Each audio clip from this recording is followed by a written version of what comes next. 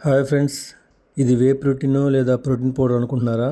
కాదు, వడ్ల గింజలో బియ్యపు గింజ పై పొర అదేనండి తవుడు. ఆ తవుడుని గనక మనం తెచ్చుకు తింటే అంత లాభమే, అన్ని పోషకాలే.